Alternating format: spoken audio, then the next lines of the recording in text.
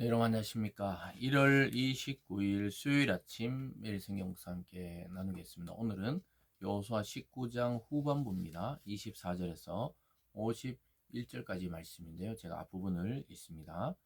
다섯째 아셀 자손의 지파를 위하여 그 가족대로 제비를 뽑았으니 그들의 지역은 헬갓과 할리와 베덴과 악삽과 알라멜렉과 아막과 미살이며 그 경계의 서쪽은 갈멜을 만나 시흘림나에 이르고. 아멘.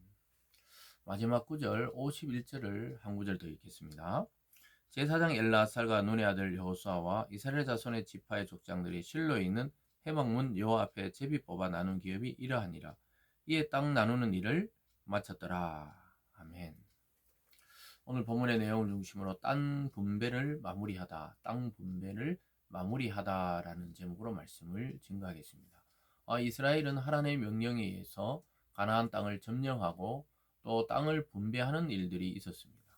그래서 일곱 지파들이 아직까지 머뭇거려 있을 때 왜 지체하느냐 하면서 그 땅을 그려오라 해서 하나님 앞에서 제비를 뽑아 나눈 것이죠.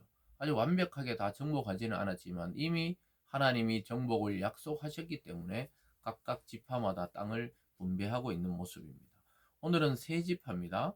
24절에서 31절이 아셀 지파, 또 그리고 32절에서 39절까지가 납달리 지파, 그리고 마지막에 보면요 40절에서 48절까지가 단 지파입니다. 그래서 아셀, 납달리, 단 지파의 기업을 나누고, 그리고 나서 49절부터 누구의 기업을 받냐 하면요 이 땅을 나누는 중심에 있었던 지도자 여호수아는 마지막에 자기의 기업을 분배받습니다. 여러분, 이것이 하나님 나라의 원리입니다. 모든 백성이 다 땅을 차지하고 나서 지도자는 마지막에 분배받게 됩니다. 세상의 원리는 지도자가 유리한 땅과 유리한 기업과 또 유리한 고지를 점령하지만 하나님 나라의 지도자들은 가장 낮은 곳에서 그들을 섬기며 마지막에 받게 되는 것입니다. 그래서 49절로 가보면요 이스라엘 자손이 그들의 경계를 따라 기업 땅 나누기를 마치고 자기들 중에서 눈의 아들 여호수아의 기업을 주었으니 곧 여호와의 명령대로 여호수아가 요구한 성읍 에브라임 산지 딥나세라를 주매 여호수아가 그 성을 건설하고 거기 거주하였더라. 그래서 다 나누어 주고 나서 선택하라 했을 때 딥나세라를 요구해서 거기서 여호수아는 성을 짓고 살게 되었다고 기록하고 있습니다. 이것이 이스라엘 땅 나누기의 마침입니다. 여러분, 이것을 통해 우리가 좀 도전받는 일들이 있죠. 여호수아는 전면에 서서 하나님의 명령대로 가나안을 정복했던 지도자였습니다. 그러나 자기의 기득권을 전혀 주장하지 않았습니다. 왜냐하면 이 전쟁이 시작부터 하나님의 군대 장관을 통해 하나님의 전쟁임을 알았기 때문입니다. 그래서 교회의 리더십은 섬기는 리더십, 또 낮아지는 리더십이 되어야 됩니다. 우리 주님이 이 땅에 육체를 입고 오셨다는 자체가 낮아지고 또 낮아지고 또 낮아지신 것인데, 거기서 더 낮아지셔서 우리 죄를 대신하고 십자가에 달려 돌아가시기까지 하고 무덤에까지 들어가셨다는 사실이죠.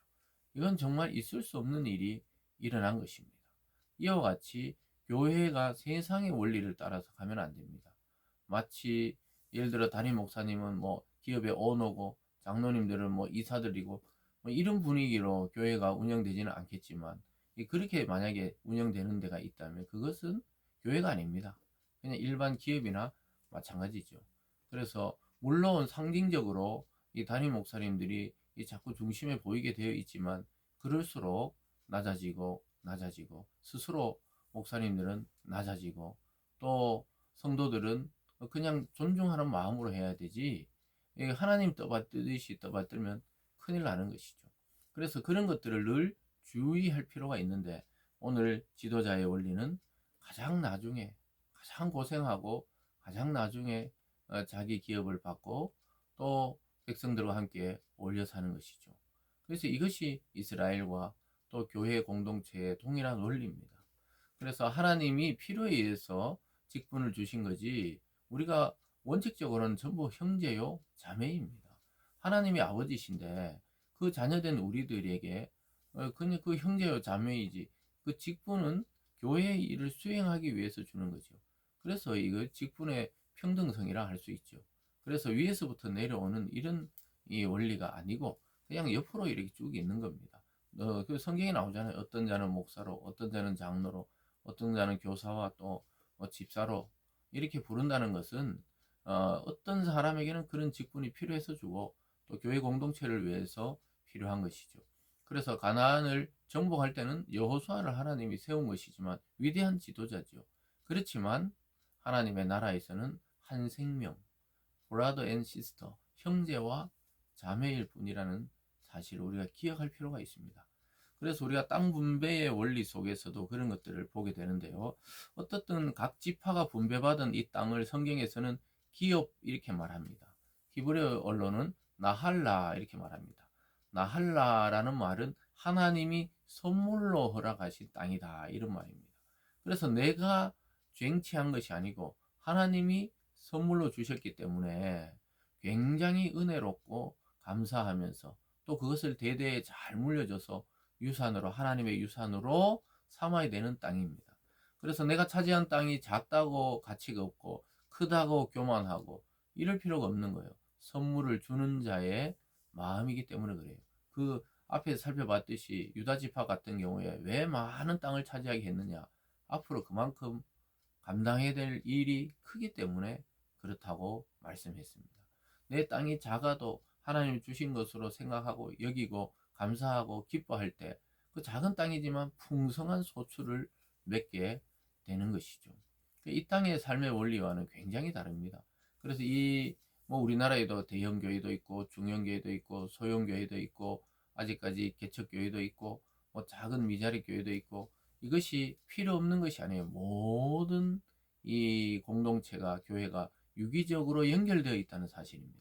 예수 그리스도라는 그 한 분으로 실제로는 다 몸으로 연결되어 있는 것입니다. 더 나가서는 세계적으로 모든 그리스도인들이 연결되어 있고 더 크게 보면 영적으로는 예수님이 다 돌아가셔서 하늘나라 가신 분이나 이 땅에 살고 있는 분이나 그리스도 안에서는 다 통일되어 있고 하나로 연결되어 있다는 사실을 잊어버리면 네 교회, 내 교회, 너네 교회, 우리 교회 뭐 이러한 구분이 생기게 되는데 그것은 어리석은 구분이죠.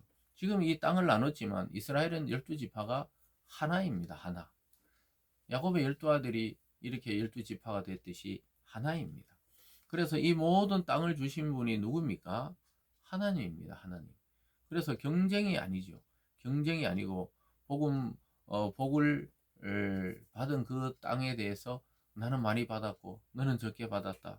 이렇게 경쟁하거나 교만의 근거가 되면 안 되고요. 오히려 이 풍요를 주시고 복을 주신 그 근원이신 하나님을 찬양하는 그러한 나라가 바로 이스라엘이 되어야 되고 지금은 그리스도 안에 영적 이스라엘인 교회와 성도들이 그렇게 되어야 되는 것이죠. 그래서 이제 완성이 됩니다. 51절에 제사장 엘라살과 눈의 아들 여호수아와 이스라엘 자손의 지파의 족장들이 실로에 있는 회막문 여호와 앞에 제비 뽑아 나눈 기업이 이러하니라. 이에 땅 나누는 일을 마쳤더라.